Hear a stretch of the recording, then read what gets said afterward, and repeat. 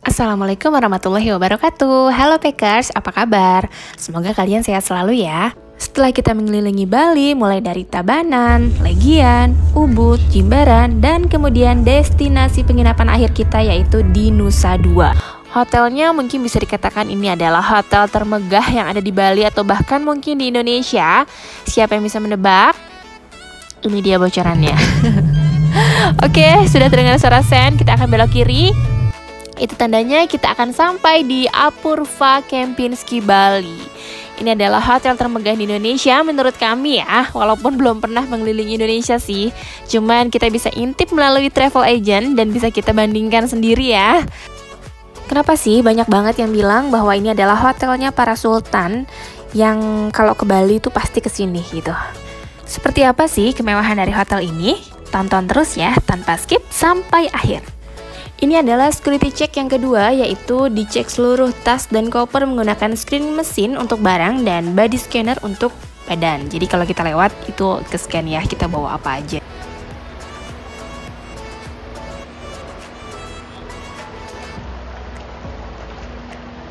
Ini adalah area lorong untuk menuju ke lobi, banyak sekali ornamen-ornamen cantik ya di sini.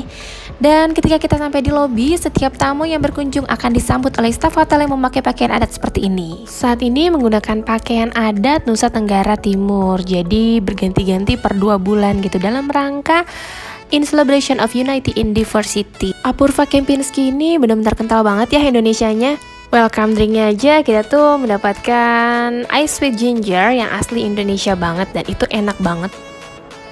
Wow, speechless ya melihat gebyok yang menjulang tinggi di lobinya Kempinski. Ini tuh tingginya kurang lebih 8 meter katanya. Ini adalah lobi termegah yang pernah aku lihat, tapi megahnya bukan seperti hotel bintang 5 pada umumnya, melainkan lebih menonjolkan pada kekayaan budaya Indonesia. Jadi di sini tuh terdapat 4 gebyok yang masing-masing gebyoknya itu untuk reservasi para penginap khusus kamar di atas standar ya. Sedangkan yang untuk standarnya itu tempatnya di sini reservasinya. Sambil menunggu reservasi, kita tuh bisa duduk-duduk santai ya di area open space ini. Duh, cantik banget pokoknya, view-nya langsung menghadap ke laut dan bisa menikmati pemandangan area keseluruhan hotel dari atas, mulai dari kolam renang, playground outdoor maupun indoor beserta seluruh macam-macam bangunan kamar. Dan yang bikin makin perfect yaitu banyak banget pilihan sofa-sofa yang comfort banget untuk dijadikan tempat santai dipadu dengan sejuknya angin dari pantai yang sangat terasa. Waktu check-in sudah hampir selesai nih, jadi pada saat check-in sedikit cerita ya, selain memperkenalkan identitas, perlu juga disiapkan peduli lindungi atau minimal visi kartu vaksinnya ya. Kalau vaksinnya baru 1 kali, minimal harus menyertakan bukti PCR atau antigen 1 kali 24 jam. Jalanan menuju ke lift itu lumayan jauh ya, jadi kita disuguhkan dengan pemandangan indah seperti ini. Ini tuh bagian dari Balai Raos. Balai Raos itu adalah bagian dari restoran Izakaya by Oku, Selasar Deli, dan Bayun. Jadi bisa di-reserve seperti ini. Jadi kita nyebrang dulu seperti ada jembatan kecil. Ini tuh bebatuannya bersih banget ya, nggak ada lumut sama sekali. Wah, lumayan olahraga nih, perjalanan menuju lift lumayan jauh. Untung tadi kita sudah minum welcome drink. Welcome drinknya tuh jadi kepingin lagi ya, ice sweet gingernya tuh enak banget. Oh iya, tadi tuh lupa di videoin ya, pada saat kita mengambil welcome drinknya tuh ada satu staff lagi yang membawa nampan berisi handuk yang sudah disterilkan dan sangat dingin banget ya, seperti es batu. Hal sepele sih, tapi berkesan banget karena nggak semua hotel bintang 5 servisnya tuh sampai sebegini detailnya tentang protokol kesehatan dan kebersihan. Akhirnya sebentar lagi kita sampai di kamar nih, dan pada saat tap kartu kamarnya, stafnya tuh mengucapkan Om Swastiastu dan pencet bel. Ini pun salah satu budaya Bali, yaitu bentuk salam atau sapaan umat Hindu. Seperti ini. Om Swastiastu, selamat sore, Front Office.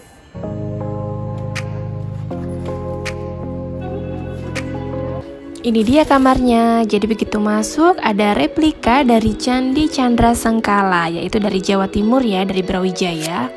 Seperti biasa kita pesan 2 kamar dan pastinya connecting room ya, itu adalah pintu connectingnya. Ini adalah tipe kamar terendah seperti biasa ya, ini Grand Deluxe King. Harganya mulai di 3,5 juta. Biasanya kalau harga pandemi 2,8, tapi ini udah hampir endemi, sudah naik lagi seperti normal. Dan luasan dari tipe Grand Deluxe King ini yaitu di 65 square meter. Terdapat satu tempat tidur king size dengan juntayan tirai di atasnya, kemudian di atas headboard itu juga ada lampu baca ya, ditambah ada lighting cantik ya kanan kiri. Kemudian di depan tempat tidur ini terdapat sofa dan karpet yang sangat senada warnanya dengan headboardnya. Sekarang kita cek ke area balkonnya yuk. Terdapat satu sofa empuk yang lumayan luas ya seperti ini untuk 3 orang. Dan karena tipe kamar standar jadi view-nya seperti ini aja. Dan di sebelah kanan ini terdapat jemuran yang penting banget untuk anak-anak seusai renang. Di sisi sebelah kanannya tempat tidur terdapat satu buah telepon, notes beserta dengan alat tulisnya. Kemudian ada stop kontak, kotak tisu, dan tidak ketinggalan ada satu buah senter di lacinya. Tapi untuk di sisi sebelah kirinya tidak ada teleponnya saja bedanya ya. Kemudian ini adalah area meja kerja beserta dengan kursi kerjanya dan terdapat telepon beserta dengan beberapa lubang colokan yang dikotakin lagi. Jadi selain rapih aman ya dari jangkauan anak-anak. Sekarang kita beranjak ke area bathroomnya. Ini dia bathroom dari tipe kamar standarnya Apurva Kempinski. Nggak hanya permainan di lighting aja, tapi sanitarinya tuh beneran mewah ya, bukan yang ala-ala. Terdapat satu buah bathtub berbentuk oval, beserta dengan sanitari untuk berendam di sampingnya.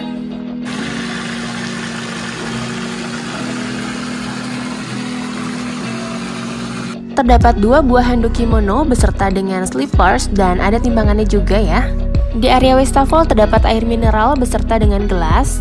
Di sini tuh terdapat 2 wastafel dan cermin berbeda ya. Dan di dalam kotak ini tuh ada amenities lengkap di atas standar ya, tapi nggak aku sempat videoin.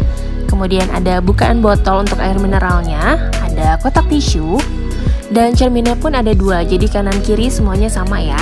Kemudian di bawahnya ada tempat handuk dan hair dryer.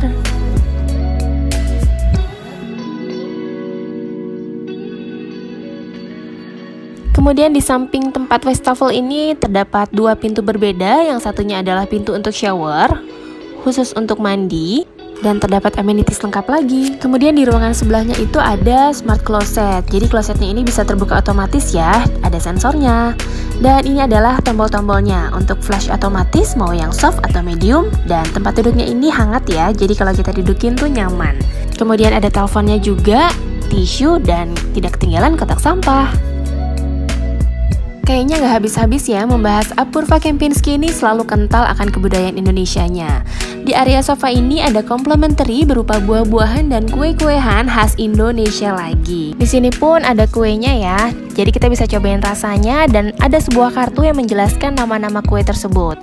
Seperti puluik mani khas Minang, talam gandus khas Palembang, salak lawik khas Pariaman, bika Ambon khas Medan, kemudian terakhir ada bolu koju khas Palembang. Wow, enak-enak banget. Kemudian di bawah TV besar ini terdapat coffee machine beserta dengan coffee cupnya. Jadi 24 jam kapanpun perlu kopi bisa banget ya. Ada creamernya, gula, dan teh juga.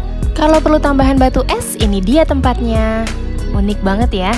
Pakai capitan gitu diambilnya.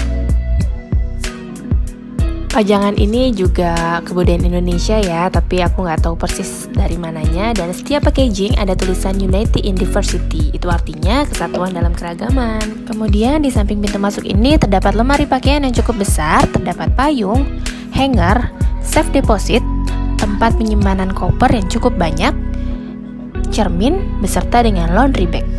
Kemudian kita beralih ke kamar yang kedua ya, yang connecting. Kita pilih twin bed yang bertirai juga yang menjuntai sama persis ya, karena sama-sama tipe Grand Deluxe. Jadi yang membedakan itu hanya ukuran dan jumlah bednya aja. Termasuk kamar mandi ya, kamar mandinya juga sama persis.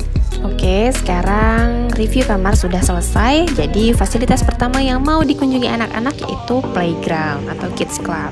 Untuk mengunjungi berbagai tempat fasilitas yang agak jauh dari kamar bisa menggunakan buggy car seperti ini ya. Dan ini tuh free untuk para penginap.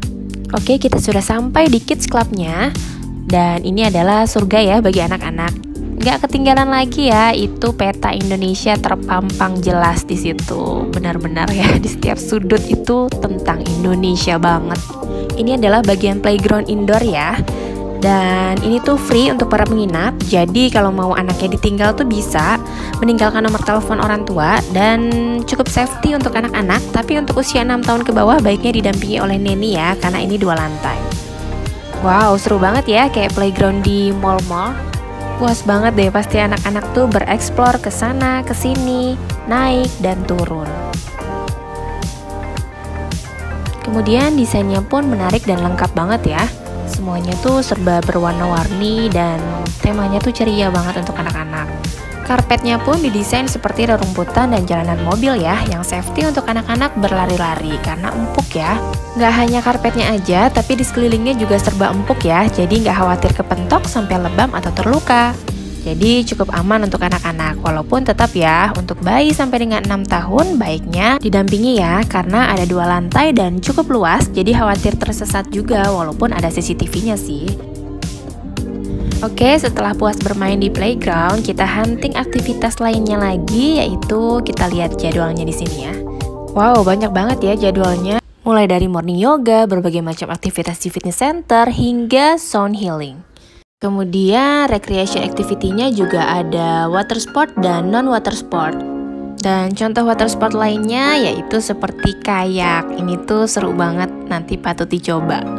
Oke, kita langsung aja. Mulai dari ini tuh hari Selasa sore, jadi ada becak-becaan kecil keliling swimming pool seperti ini.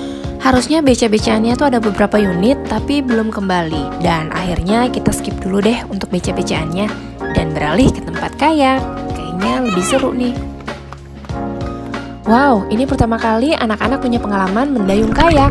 Kemudian ini adalah pemandangan underwaternya ya, seperti ini kurang lebihnya. Kayak ini free dan beroperasi dari jam 9 hingga jam 5 sore. Dan untuk anak-anak yang mau menaiki kayak ini minimal usianya 10 tahun. Main kayak sudah puas, kita beralih ke kolam renang. Karena kolam renangnya dibatasi hanya untuk sampai menjelang gelap saja. Waktu gelap Bali itu kisaran jam setengah 7 sampai jam 7 malam ya. Sambil menunggu anak-anak renang, sore-sore gini enaknya minum kelapa muda. Ditambah angin sepoi-sepoi sore harinya udah dapet banget nih. Kemudian ini adalah kejernihan air pada dasar kolam renangnya, bersih banget ya. Dan ini adalah situasi area kolam renang yang terdekat dengan garden dan pantainya. Jadi garden ini tuh luas banget ya, kemungkinan untuk dijadikan lokasi tambahan ketika ada acara di chapel yang berada di sayap kanan. Kemudian ini adalah area kolam renang anak dan ada sliding tingginya, seru banget. Dan ini suasana menjelang malam harinya untuk di area kolam renang dewasa. Saat menjelang malam, awalnya tuh kita ada rencana untuk dinner di Coral Restaurant, yaitu restoran di bawah akuarium pertama kali di Bali. Letaknya tuh ada di bawah ini ya. Tapi sayangnya cancel karena peraturan untuk anak tidak diperkenankan untuk di jam dinner, melainkan hanya untuk di jam makan siang saja. Kemudian ini adalah suasana pergantian dari sore ke malam hari. Dan nanti kita tuh akan telusuri lagi ya, dari mulai lobi sampai ke ratusan anak tangga yang ikonik banget. Karena pada malam harinya tuh sangat cantik dan terlihat makin mewah. Makanya nggak heran banget di hotel ini disebut hotelnya para sultan. Oke, sekarang waktunya balik ke kamar dan bilas sehabis renang. Ini adalah penerangan di malam hari ya untuk bathroomnya. Kemudian ini adalah penerangan di malam hari untuk bagian kamar, cukup terang dan makin nyaman. Dan ini adalah area penerangan balkon, cukup terang dan nyaman juga. Oke, setelah ini kita akan menelusuri dari area lobby versi malam ya. Ini tuh bagian dari arah pintu masuk setelah security check yang menggunakan mesin itu. Lobby ini terinspirasi dari model pendopo khas Jawa. Selain lightingnya yang terlihat makin mewah, takjub banget nih sama kejernihan kolam bebatuan ini yang beningnya sampai menyerupai cermin. Kalau ini adalah area lorong, spotlightnya cantik banget ya, menyoroti ke setiap sudut ornamen yang berwarna mewah, merah, gold, dicampur dengan bebatuan seperti ini. Walaupun di area dominan gelap, namun gak ada kesan creepy sama sekali ya, malahan tuh kesannya elegan banget. Nah, ini dia bagian lobby pada malam hari dengan lampu-lampunya yang sangat cantik. Dan sangat mendeskripsikan ini tuh The Apurva Kempinski yang mewah dan kental akan budaya Indonesia banget. Gak heran ya, di beberapa titik selalu ada tulisan Unity in Diversity. Karena mulai dari gerbang utama tadi, lobby, kamar, bahkan sampai makanan semua bercerita tentang bangganya akan keragaman budaya Indonesia. Seperti lobby ini, terinspirasi dari kerajaan Majapahit dimix dengan kebudayaan Bali kuno. Pembuatan gebyok ini melibatkan kurang lebih 600 orang pengrajin dari Jepara langsung. Wow, keren banget kan? Kira-kira arsitek dan interiornya ini orang Indonesia atau orang luar ya? Bisa ditebak nggak?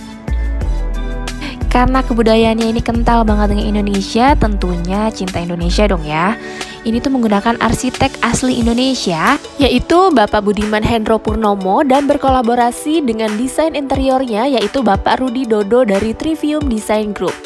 Wow, keren banget ya hasil kolaborasi beliau, para arsitek dan desain interior hebat yang sangat perfect membangun hotel termegah di Bali, bahkan mungkin termegah Indonesia ya.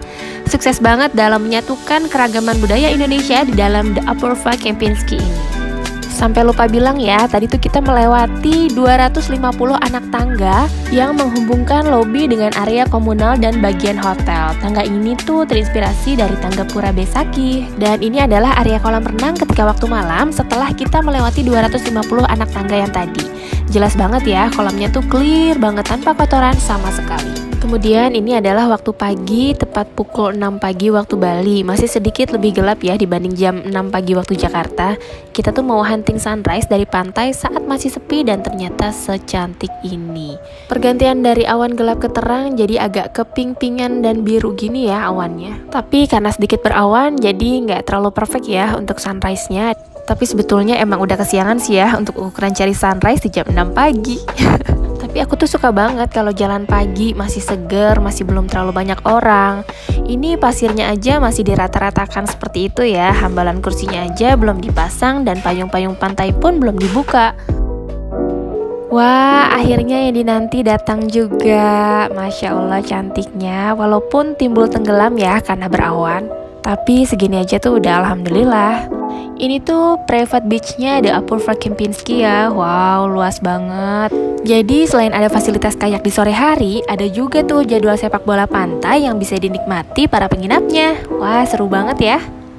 Kalau kalian tidak menginap bersama keluarga besar, bisa main sepak bola pantainya bersama dengan tamu penginap lainnya atau dengan staf yang bertanggung jawab untuk kegiatan di pantainya. Oh iya, for your information, hotel ini tidak memperbolehkan pengambilan gambar maupun video menggunakan drone ataupun kamera profesional ya untuk menjaga privasi tamu.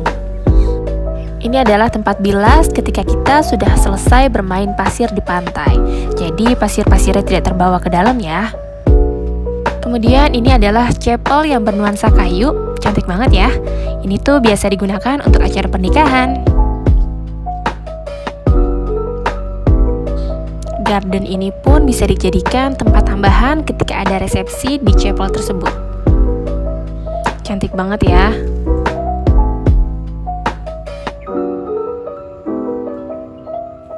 Jalan setapak yang dikelilingi oleh garden cantik dan bersih seperti ini. Dan cukup friendly ya, ini bagi pengguna kursi roda maupun stroller yang mau berkeliling sekitar pantai dan kolam renangnya di Apurva Kempinski. Sudah agak siang dan pantai sudah mulai rame dan kita beralih ke tempat breakfast ya. Tapi sebelumnya kita cek suhu tubuh dan konfirmasi nama dan nomor kamar terlebih dahulu. Di dalam tempat breakfast ini juga sebetulnya tidak boleh mengambil gambar ya. Tapi karena kita izin mengambil gambarnya menggunakan HP saja, bukan kamera profesional, akhirnya diizinkan. Karena harga kamar yang kita ambil sudah include breakfast untuk 2 dewasa plus anak usia 6 tahun ke bawah. Jadi kalau anak usia 6 tahun ke atas itu ada tambahan biaya lagi ya untuk breakfastnya. Kecuali ada tambahan kamar lainnya atau ada tambahan extra bed, itu sudah free juga. Oke, di sini banyak banget ya varian makanannya, macam-macam cheese, salad bar, ada salad sayur maupun mix dengan buah beserta dengan berbagai macam varian toppingnya seperti ini. Kemudian juga ada berbagai macam sushi, tempura, dan menu Jepang lainnya. Bahkan sampai varian kerupuk pun lengkap ya. Terdapat mie ayam maupun miso. Terdapat kue tio bebek, nasi goreng ayam, beserta dengan dimsum. Ada beef bacon maupun chicken roasted. Kemudian di sini ada bubur ayam beserta dengan toppingnya. Kemudian di samping sini ada bakso. Jadi kalau dibalikan susah banget ya cari bakso. Jadi di sini tuh ada seger banget beserta dengan varian sambal dan toppingnya. Ada soto Minang juga, ada telur nanas. Kemudian ada ikan sambalado. Kemudian ada berbagai macam minuman segar ya, seperti orange juice, guava juice, air tebu, jus sayur, hingga varian susu seperti susu segar, susu kedelai, dan susu almond. Ada cereal stationnya juga ya untuk anak-anak hingga berbagai pilihan madu. Di sini juga terdapat varian minuman herbal tradisional ya, seperti temulawak, beras kencur, kunyit asam, hingga jahe. Nggak kalah juga dengan berbagai macam pilihan roti-rotian yang fresh banget ya, sampai muffin pun ada.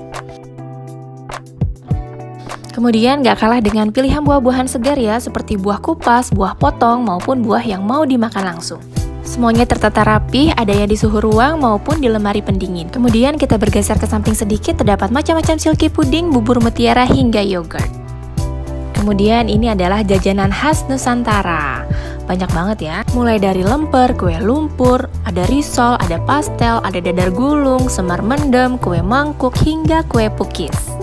Oh, ternyata ada kue dorayakinya juga yang sedang dimasak, hingga bubur kacang hijau. Wah, pokoknya tuh banyak banget ya varian makanan di Apurva Kempinski, sampai bingung banget mau pilih makanan yang mana. Dan mungkin masih banyak banget ya yang gak kesebut lainnya.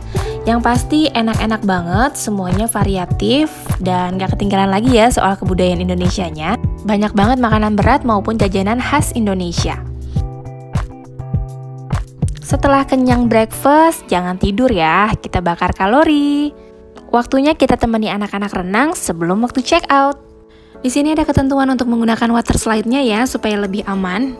Wah, nggak terasa ya, setelah renang kita mau istirahat sebentar, kemudian siap-siap untuk check out.